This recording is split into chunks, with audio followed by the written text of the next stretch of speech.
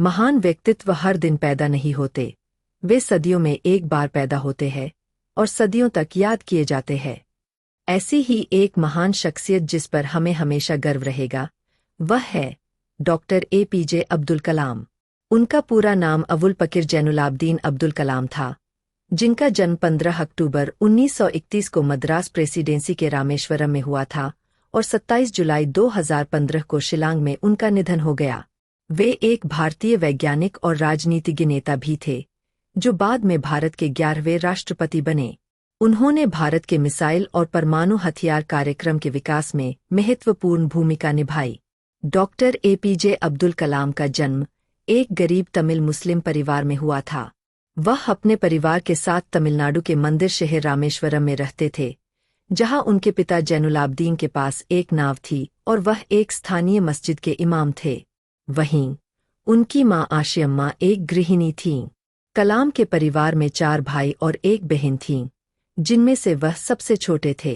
कलाम के पूर्वज धनी व्यापारी और जमींदार थे और उनके पास बहुत सारी जमीन और संपत्ति थी। लेकिन समय के साथ तीर्थयात्रियों को लाने ले जाने और किराने का सामान बेचने के उनके व्यवसाय को पंबन ब्रिज के खुलने की वजह से भारी नुकसान उठाना पड़ा। नतीजतन कलाम का परिवार अपर्याप्त हो गया और जीवन यापन के लिए कड़ी मेहनत करनी पड़ी। छोटी सी उम्र में कलाम को अपने परिवार की आय बढ़ाने के लिए अखबार बेचना पड़ा। हालांकि कलाम को स्कूल में औसत ग्रेड मिले थे, लेकिन वे बहुत मेहनती थे और सीखने की उनकी इच्छा बहुत प्रबल थी। उन्होंने पढ़ाई में बहुत समय बिताया और गणित में उनकी विशेष रुचि थी। कलाम ने अपनी प्रारंभिक शिक्षा पूरी करने के बाद श्वार्च हायर सेकेंडरी स्कूल छोड़ दिया और सेंट जोसेफ कॉलेज, तिरुचिरापल्ली चले गए।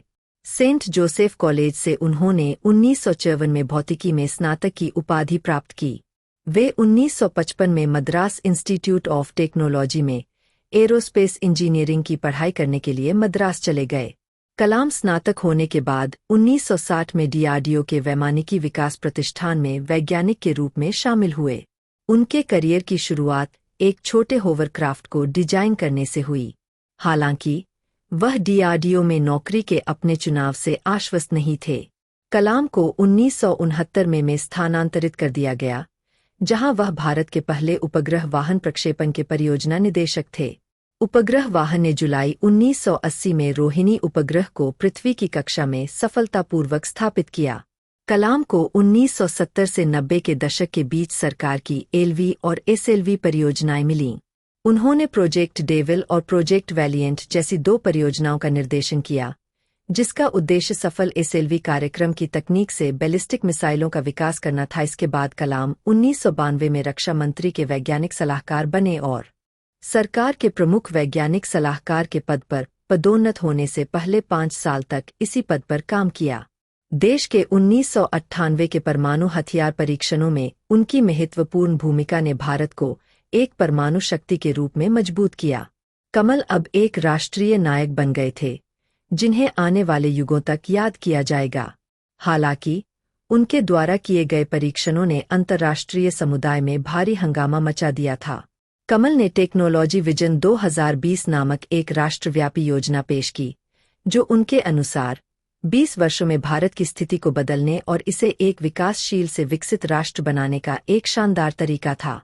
इस योजना में उन्नत तकनीक को अपनाकर, स्वास्थ्य सुविधाओं का विस्तार करके और आम जनता की शिक्षा पर जोर देकर देश की प्रगति की कल्पना की गई थी। सर कलाम भारत के 11वें राष्ट्रपति बनने के हकदार थे। 25 जुलाई 2002 से 25 जुलाई 2007 तक का उनका कार्यकाल 2002 में हुए राष्ट्रपति चुनाव में भारी मतों से जीतकर हासिल किया गया था। राष्ट्रीय जनतांत्रिक गठबंधन ने उन्हें राष्ट्रपति पद के लिए नामित किया था और समाजवादी पार्टी और राष्ट्रीय कांग्रेस पार्टी ने इसका समर्थन किया था। उन्हें प्यार से लोगों का राष्ट्रपति कहा जाता था, क्योंकि उन्होंने लोगों और पूरे देश के कल्याण के लिए अनगिनत काम किए थे। वह निर्णय लेने और उन्हें लागू करने के लिए काफी साहसी थे, चाहे वह कठिन हो या संवेदनशील या अत्यधिक विवादास्पद। लाभ का पद शायद वह कठिन अधिनियम है जिस पर उन्हें हस्ताक्षर करना पड़ा। 1701 में अंग्रेजी अधिनियम के अनुसार लाभ का पद बताता है कि कोई भी व्यक्ति जिसके पास शाही परिवार के तहत पेशेवर व्यवस्था है जिसके पास राजकुमार से किसी तरह का प्रावधान है या जो राजकुमार से पेंशन ले रहा है, उसे हाउस ऑफ कॉमन्स के लिए काम करने का अधिकार नहीं है। इससे शाही परिवार का प्रशासनिक स्थितियों पर कोई प्रभाव नहीं पड़ेगा।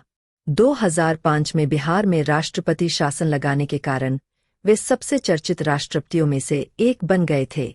कलाम ने एक बार फिर राष्ट्रपति पद संभालने की इच्छा जताई थी, लेकिन बाद में उन्होंने अपना मन बदल लिया।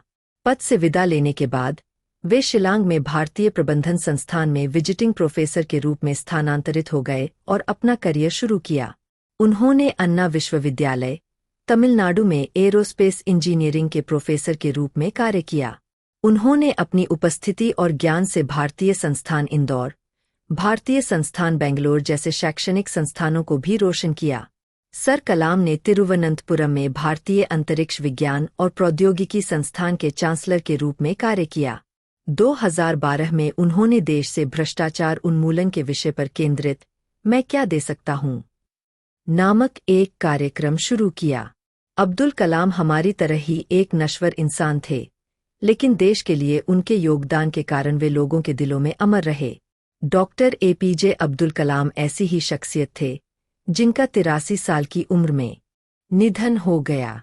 यह पूरे देश के लिए एक चौंकाने वाली खबर थी, क्योंकि एक पवित्र आत्मा हमेशा के लिए हमसे दूर चली गई। अब्दुल कलाम आईआईएम शिलांग में एक कार्यक्रम में युवाओं के लिए भाषण दे रहे थे। भाषण के बीच में ही उन्हें दिल का दौरा पड़ा और वे बेहोश हो गए। हालांकि उन्हें शिलांग के सबसे अच्छे अस्पताल में भर्ती कराया गया, लेकिन डॉक्टर उन्हें बचा नहीं पाए। फिर उनके पार्थिव शरीर को गुगती ले जाया गया और वहां से एयरफोर्स के विमान से नई दिल्ली ले जाया गया। उनके राष्ट्रपति, उपराष्ट्रपति और कुछ अन्य नेताओं ने उनकी आत्मा की शांति के लिए प्रार्थना की।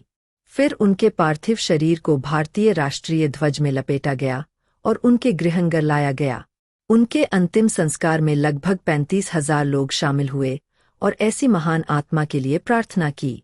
अब्दुल कलाम एक सुनहरे दिल वाले व्यक्ति थे जिन्होंने अपने जीवन यात्रा के दौरान कई पुरस्कार प्राप्त किए और कई उपलब्धियां हासिल कीं। 1981 में अब्दुल कलाम को प्रतिष्ठित पद्म भूषण पुरस्कार मिला। 1990 में उन्हें पद्म भूषण पुरस्कार मिला। राष्ट्र के प्रति उनके जबरदस्त प्रयास के कारण प्रसिद्ध व्यक्तित्व को 1997 में भारत रत्न मिला। उसी वर्ष उन्हें राष्ट्रीय एकता के लिए इंदिरा गांधी पुरस्कार से सम्मानित किया गया।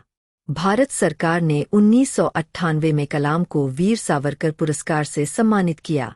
कला, विज्ञान और प्रौद्योगिकी में उनके योगदान के कारण उन्हें 2000 में रामानुजन पुरस्कार मिला। अंत में वर्ष 2013 में प्रतिष्ठित व्यक्तित्व को राष्ट्रीय अंतरिक्ष सोसाइटी द्वारा वॉन ब्रॉन पुरस्कार से सम्मानित किया गया। उनके कामों के लिए उन्हें भारत सरकार से 3 महान सम्मान मिले, जिनमें पद्म भूषण, पद्म विभूषण और भारत रत्न शामिल है। वर्ष 1997 में कलाम को राष्ट्रीय एकता के लिए इंदिरा गांधी पुरस्कार भी दिया गया। उन्हें वर्ष 1980 में वीर सावरकर पुरस्कार और वर्ष 2000 में रामानुजन पुरस्कार से सम्मानित किया गया। कलाम को दुनिया भर के 40 कॉलेजों से डॉक्टरेट की उपाधि मिली। वह India 2010 inch, touched of minds, mission India, the luminous sparks, wings of fire और मूविंग थॉट्स जैसी विभिन्न प्रेरक पुस्तकों के लेखक थे। आइए अब डॉक्टर एपीजे अब्दुल कलाम के बारे में कुछ रोचक तथ्यों का अध्ययन करें। उनका पूरा नाम अबुल पाकिर जैनुलाब्दीन अब्दुल कलाम था। उनका जन्म एक तमिल मुस्लिम परिवार में हुआ था। कलाम शाकाहारी थे। उनके शब्दों में, मुझे आर्थिक तंगी के कारण शाकाहारी बनने के लिए मजबूर होना पड़ा, लेकिन अंततः मुझे इसका आनंद आने लगा। आज मैं पूर्णतः शाकाहारी हूँ। वह भारत के प्रथम अविवाहित राष्ट्रपति थे। वह बच्चों के बीच बहुत लोकप्रिय थे। कलाम की आत्मकथा विंग्स ऑफ फायर शुरू में अंग्रेजी भाषा में प्रकाशित हुई थी, लेकिन बाद में इसे 13 अन्य भाषाओं में प्रकाशित किया गया।